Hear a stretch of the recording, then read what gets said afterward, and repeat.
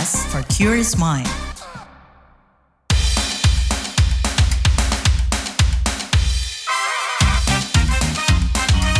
Kamu lagi dengerin podcast What's Trending.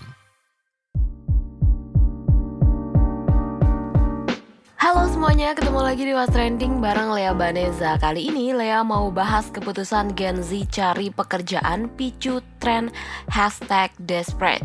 Mulai dari menyerbu job fair sampai gencar melamar lewat platform atau aplikasi lowongan kerja barangkali sudah pernah dijajal oleh semua job seeker. Tapi belakangan Gen Z melakukan terobosan lewat LinkedIn. Bukannya mencantumkan #open to work, para pencari kerja di platform tersebut malah memasang badge #desperate. Melansir New York Post, pengguna desperate memang tengah viral di Amerika Serikat. Tren ini bermulai dari kisah seorang pekerja desainer grafis yang diberhentikan dan mencoba melamar sekitar 30 pekerjaan per hari. Pencarian tanpa hasil ini pun membuat putus asa dan membuatlah badge desperate. Setelahnya, penggunaan #desperate pun ramai di kalangan Gen Z tak terkecuali di Indonesia. Nah, kalau kita ngelihat data Badan Pusat Statistik BPS, per Februari 2024, jumlah pengangguran di Indonesia itu lebih dari 7 juta orang. Sudah nggak punya penghasilan, para pengangguran juga disebut beresiko mengalami gangguan kesehatan mental. Hal ini diungkap peneliti dari Copenhagen University Hospital Denmark, Rasmus Ruth.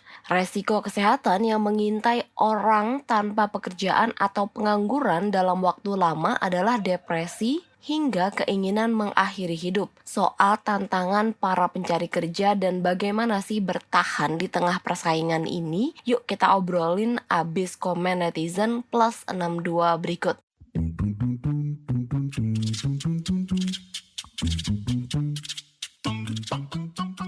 Yang pertama, komentar @ahxx. Lagi rame di LinkedIn banner #desperate dipakai Gen Z yang udah hopeless nyari kerjaan. Miris banget, sesusah itu cari kerja di masa sekarang. Apa yang bisa kita lakuin untuk improve strategi cari kerja dan stand out di mata recruiter?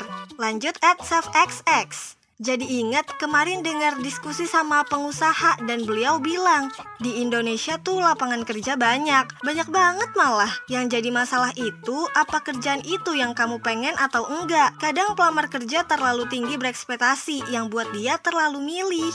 Lanjut komentar @bioxx. Demi Allah, aku setahun nganggur, capek nyari kerja, mau lanjut kuliah lagi aja rasanya. Udah apply di mana-mana, rombak CV, upgrade lagi, bahkan sampai ikut volunteer biar ada kegiatan. Bolak-balik ikut interview, gak pernah ada hasil juga. Padahal sesi Q&A lancar. Help, umur 25 tahun masih gini-gini aja, capek. Komentar @notxx. Ya gimana gak banyak yang nganggur di negara ini. Sekarang nyari kerjaan semua pengen spek dewa, even fresh graduate. Syaratnya harus berpengalaman minimal 1-2 tahun.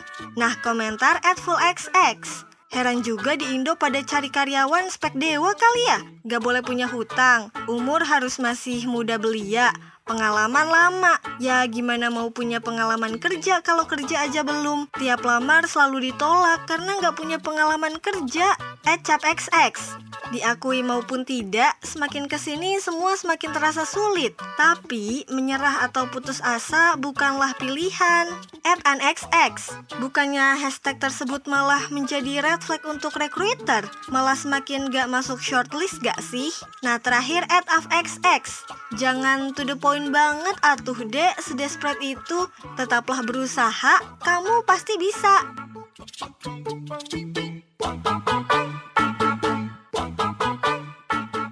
Masalah lapangan kerja jadi concern dari para calon wakil gubernur Jakarta. Seperti apa? Pertama kita simak calon wakil gubernur wilayah Jakarta Suswono. Suswono berjanji akan membuka lapangan kerja seluas-luasnya dengan mendorong pertumbuhan usaha-usaha. Dia juga meminta Gen Z tidak perlu cemas. Tentu kami akan memastikan Gen Z tidak perlu khawatir karena kami akan menciptakan lapangan kerja yang cukup banyak. Pertama tentu adalah mendorong wirausaha muda, dan dengan program apa? Inkubasi dan akses modal. Karena anak-anak muda ini anak-anak kreatif. Asal didorong dengan diberikan permodalan, insya Allah mereka akan tumbuh kreativitasnya.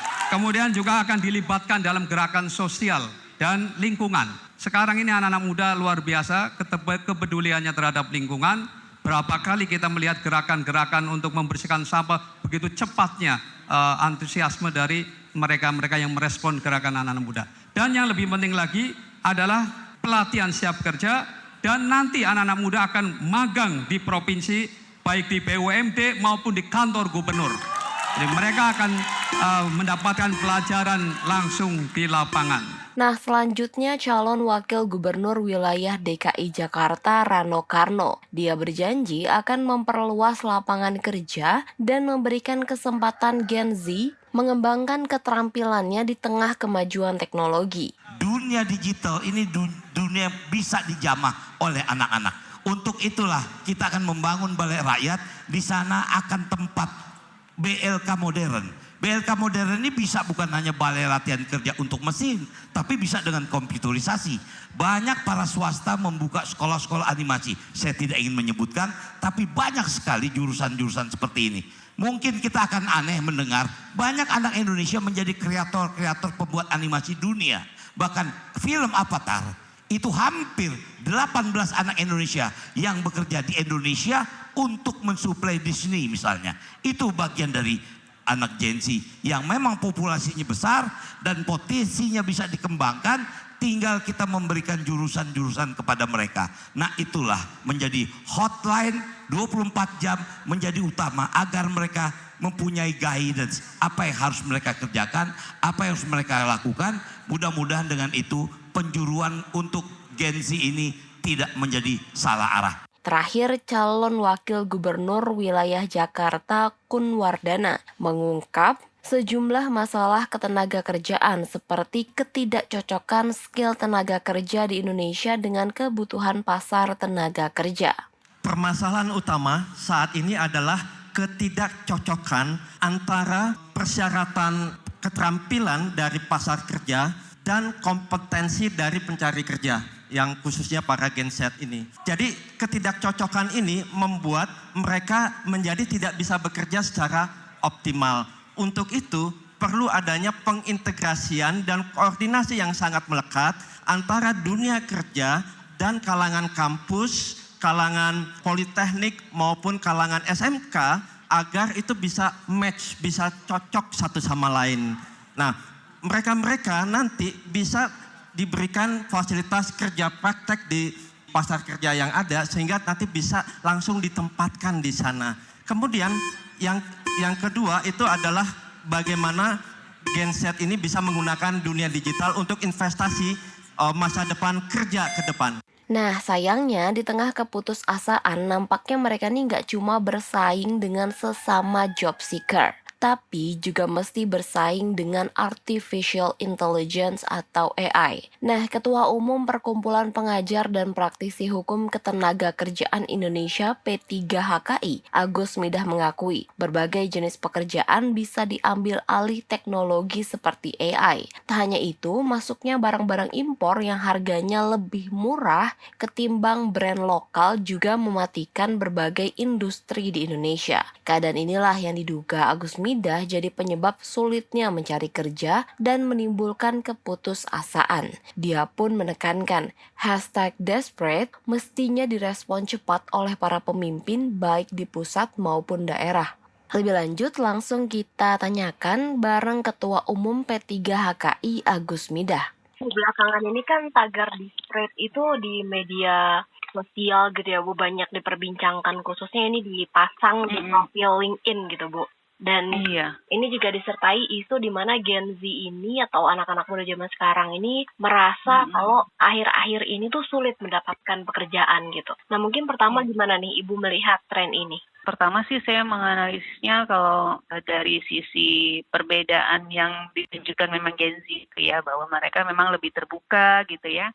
Mereka ini lebih terbuka dalam penyampaian pendapat ya. Termasuk mungkin yang mereka rasakan itu adalah terkait sulitnya mencari pekerjaan ya sesudah mereka tamat gitu.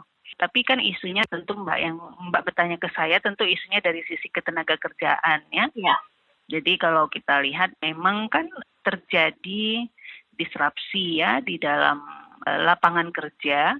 Kalau mau putar kembali itu pernah Presiden Joko Widodo itu berpidato bahwa di 2025 itu akan ada 8 ribuan pekerjaan yang akan hilang dengan adanya disrupsi itu. Tetapi juga akan ada muncul beberapa atau banyak pekerjaan-pekerjaan baru. Dan tentunya semuanya itu karena berkaitan dengan revolusi industri, maka berkaitan dengan sistem kerja yang berbasis digital dan kemudian melahirkan sistem kerja yang tidak lagi konvensional, di mana perusahaan itu harus merekrut, kemudian harus bekerja dalam sebuah ruang, tetapi pola saat ini terjadi pekerjaan itu bisa dilakukan bahkan tanpa harus bertatap muka. Jadi akan ada perubahan-perubahan pekerjaan yang menggunakan teknologi saat ini. Meski kalau kita lihat yang jenis pekerjaan yang memang harus si pekerja itu datang ke perusahaan seperti industri manufaktur, Mbak Lea nanti bisa cek juga datanya bahwa industri-industri seperti itu tidak naik signifikan di Indonesia. Bahkan data di Jawa Barat ada banyak sekali perusahaan industri yang tutup. Tekstil misalnya, alas kaki misalnya, yang semuanya itu karena adanya dampak masuknya barang-barang tekstil alas kaki yang jauh lebih murah dari negara lain. Nah ini kan masalah tidak tertatanya sistem masuknya barang melalui kementerian terkait ya untuk barang-barang yang harusnya kan kita bisa pastikan ketika barang luar itu atau barang dari luar negeri itu masuk akan mendistorsi pasar. Ketika pasar sudah terdistorsi karena masyarakat kita tentu memilih barang yang lebih murah dengan kualitas mungkin yang sama ataupun lebih tinggi ataupun lebih rendah, itu pilihan masyarakat biasanya adalah pada murahnya barang itu. Nah, itu kan terjadi. Jadi saya melihatnya ada dua hal lah kalau begitu ya tadi ya. Pertama adalah memang terjadi disrupsi terhadap perkembangan teknologi yang berimbas pada jenis pekerjaan dan lapangan kerja. Yang kedua adalah bahwa industri manufaktur yang banyak menyerap tenaga kerja, ya ternyata juga banyak yang tidak berkembang bahkan cenderung menjadi tutup. Sehingga melahirkan kembali juga adanya pengangguran. Hashtag mereka kan putus asa gitu ya. Bahasa itu kan maknanya putus asa ya. Mungkin memang melihat bahwa tidak ada lowongan pekerjaan yang bisa mereka coba, itu sudah merupakan sebuah ditantang aja pun tidak kan gitu untuk melamar pekerjaan karena tidak ada lowongan pekerjaan, atau ketika lowongan terbuka wah sangat banyak sekali ternyata pesertanya atau saingannya kan begitu. Kalau misalnya tadi dilihat soal perbandingan angka lapangan kerja dan pengangguran itu seberapa besar Bu gapnya, dan sekarang ini seberapa sulit sih Bu untuk mendapatkan pekerjaan sendiri? Kalau datanya pasti nanti harus dipastikan dulu ya. Tetapi angka dari BPJS saja itu kan pekerja yang informal itu sekarang terbukti jauh lebih banyak, Mbak, yang menjadi kategori peserta BPJS. Pekerja informal di Indonesia itu lebih tinggi daripada pekerja formal. Nah, itulah kemudian kalau dari sudut ketenagakerjaan, hukum ketenagakerjaan, memaknai informalitas hubungan kerja itu kami atau saya itu melihat bahwa ada beberapa jenis pekerjaan yang sebetulnya dia formal, tetapi karena dia sistem hubungan kerjanya tidak mengikat ya, karena bukan kontrak tetap, freelance gitu ya, itu menjadi seolah-olah menjadi informal dia, Mbak.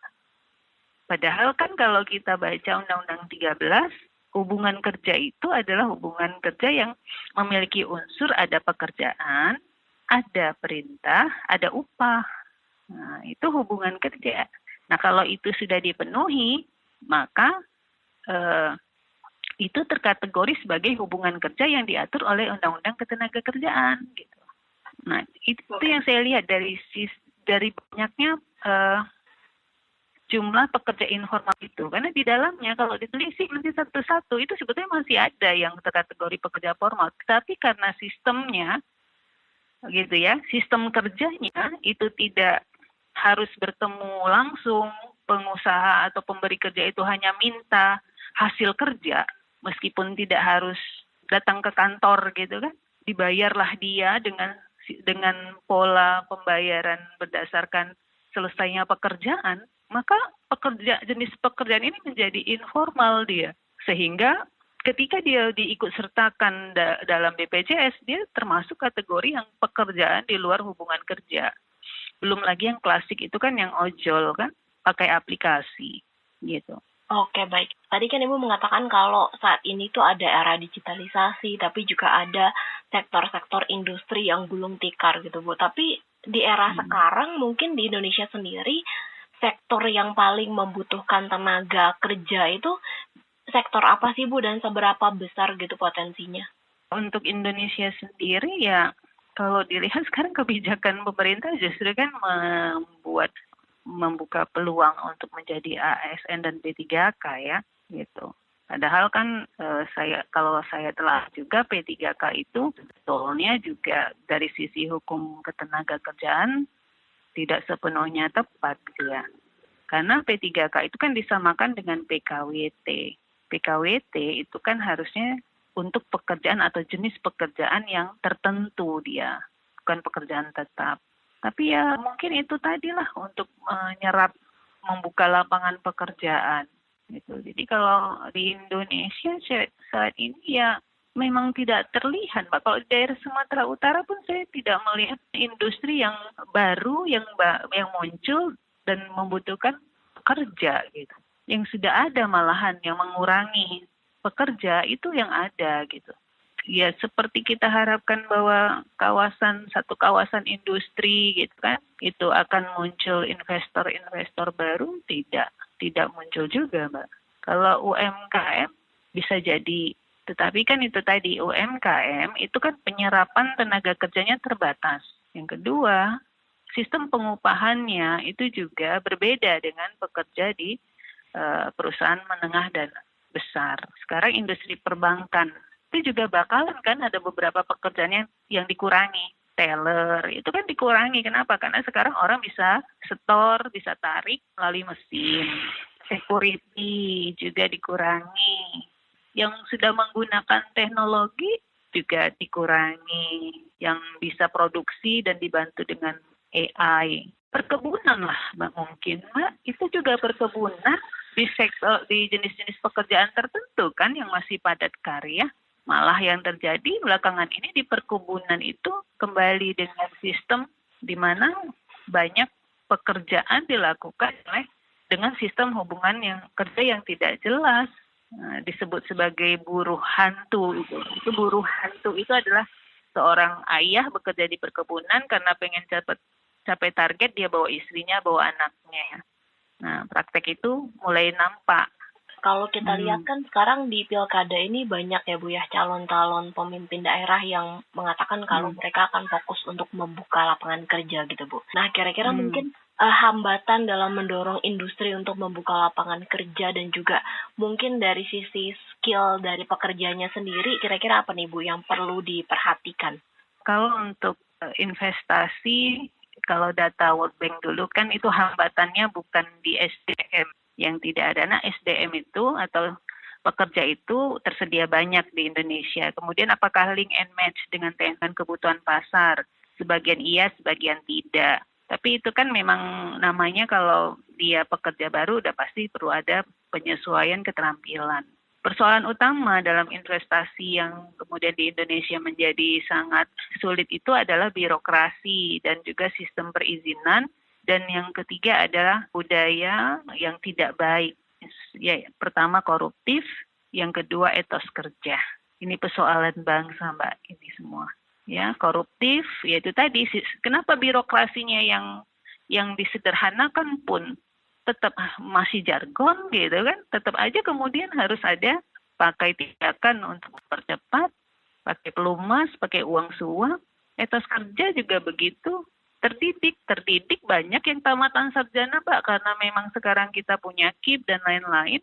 Tapi terdidik etos kerjanya gimana? Ternyata kan etos kerjanya juga tidak seperti misalnya masyarakat negara lain gitu. Disiplinnya, pembelajarnya gitu. Kadang pemberi kerja itu juga nggak bisa kita salahkan. Dulu ketika kontrak rajin banget. Tapi begitu jadi pekerja tetap, diangkat jadi pekerja tetap, langsung males-malesan. Nganggap bahwa kerja biasa-biasa aja juga gajinya tetap ada. Itu masalahnya di Indonesia. Oke, baik. Bu, berarti kalau misalnya dari sisi skill pekerja sendiri apa nih Bu yang perlu ditingkatkan lagi supaya mungkin bisa menarik di mata pemberi kerja gitu? Ya, skill karena memang sekarang dunianya global ya, perkembangannya juga sangat dinamis. Yang pertama adalah kemampuan terhadap kemahiran terhadap bidangnya sendiri, plus juga kemahiran dalam penggunaan teknologi dan dalam bahasa Inggris atau bahasa pengantar Inggris lah ya. Karena sekarang kan itu yang menjadi tuntutan di dunia kerja ini. Oke, Bu, terakhir terkait dengan fenomena #Desperate ini gitu ya Bu ya. Bakal berpengaruh nggak sih Bu terhadap Indonesia kalau ini tuh berlangsung dalam waktu yang lama begitu?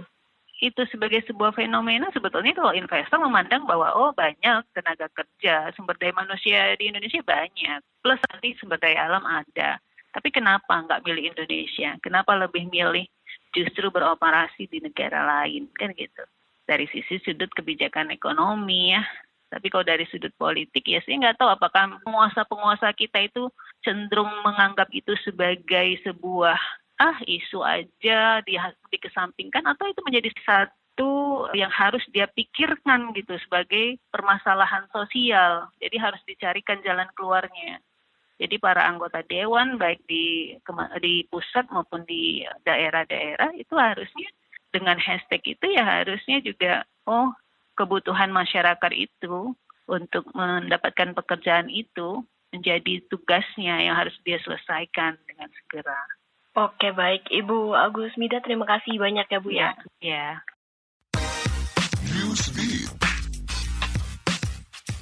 Pengadilan menolak permintaan pembebasan segera dari pihak PDD. PDD bersikeras dia tidak bersalah atau menggunakan kerjaan bisnisnya dan label rekaman untuk melakukan kejahatan seksual. Pengadilan selanjutnya akan dilakukan 5 Mei 2025.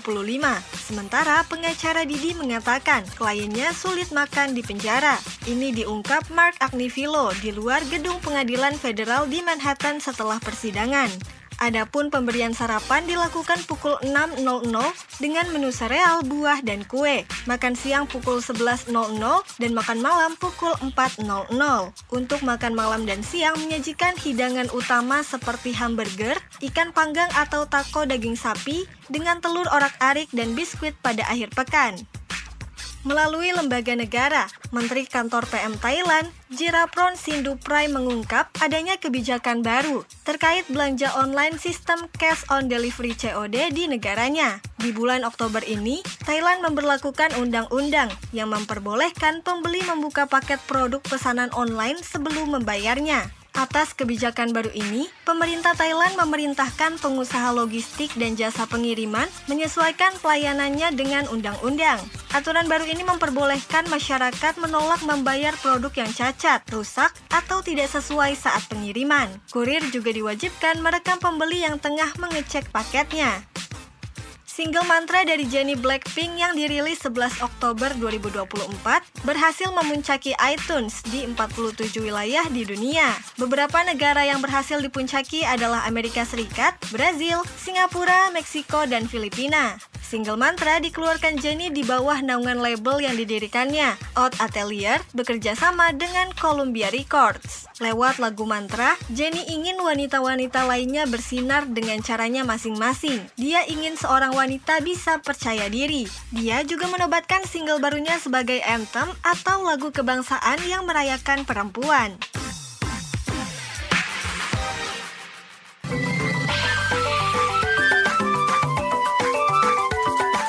WhatsApp Indonesia. WhatsApp Indonesia kita mulai dari Jakarta. Jelang pelantikan pada 20 Oktober 2024, Menteri Pekerjaan Umum dan Perumahan Rakyat PUPR, Basuki Hadimuljono memberikan sejumlah pesan kepada Presiden terpilih Prabowo Subianto. Di Gelanggang Inovasi dan Kreativitas UGM Yogyakarta, Menteri Basuki mengungkap sejumlah catatan pembangunan, khususnya persoalan air. Kata Basuki, pembangunan yang berkaitan air harus dilanjutkan karena sangat penting untuk memberikan dukungan dan menciptakan ketahanan pangan serta energi. Basuki menjabarkan, pembangunan di 61 bendungan yang tersebar di seluruh Indonesia tak boleh berhenti. Saat ini sudah ada 53 bendungan yang sudah diresmikan dan sisanya menyusul di tahun ini. Selain air, Basuki mengatakan, pembangunan infrastruktur berupa proyek jalan tol masih terus dibangun, khususnya di ibu kota Nusantara IKN dan pulau-pulau lain di luar Jawa. Selanjutnya ke Kalimantan Timur. Pemerintah Provinsi Kalimantan Timur terus meningkatkan daya saing tenaga kerja melalui program sertifikasi kompetensi, salah satunya di bidang desain grafis dan general office. Kepala Disnaker Transkaltim, Rozani Erawadi menekankan pentingnya sertifikasi kompetensi bagi pencari kerja agar mampu bersaing di pasar kerja nasional maupun global. Kata Rozani, saat ini masih ada banyak tenaga kerja lokal yang belum memiliki sertifikat. Sertifikasi ini diikuti 176 peserta dari Samarinda, Bontang, dan Pasir. Mereka telah menjalani pelatihan dan magang di perusahaan terlebih dahulu. Sertifikat kompetensi diharapkan dapat menjadi modal penting bagi para pencari kerja dalam menghadapi persaingan di pasar kerja, baik nasional maupun global. Pemprov Kaltim berharap program sertifikasi ini dapat terus dilaksanakan untuk menciptakan tenaga kerja yang berkualitas dan bersertifikat. Terakhir ke Papua. Pemerintah Kota Jayapura melalui Dinas Perindustrian, Perdagangan, Koperasi dan UKM membatasi jam operasional Pasar Induk Regional Yotefa dari pukul 4.00 sampai 12.00 WIT. Kepala Dinas Perindakop UKM Jayapura, Robert Awi menjelaskan, pembatasan ini dilakukan untuk menata pasar agar lebih rapi dan meningkatkan pendapatan asli daerah PAD. Pasar Yotefa yang berlokasi di distrik Abepura selama ini fokus pada penjualan hasil panen dan produk lokal. Penataan ini bertujuan untuk memperbaiki zonasi dagang yang selama ini kurang tertata sehingga dapat mengoptimalkan aktivitas jual beli di pasar. Pemkot juga mengingatkan pedagang untuk mematuhi aturan dan menjaga kebersihan dengan pengawasan ketat dari Satpol PP. Demikian WhatsApp Indonesia hari ini. Terima kasih ya sudah mendengarkan What's Trending. Jangan lupa terus dengarkan podcast What's Trending di kbrprime.id dan aplikasi mendengarkan podcast lainnya. Lea Baneza mau pamit dulu ya. Stay safe and happy. Bye-bye. Kamu lagi dengerin podcast What's Trending.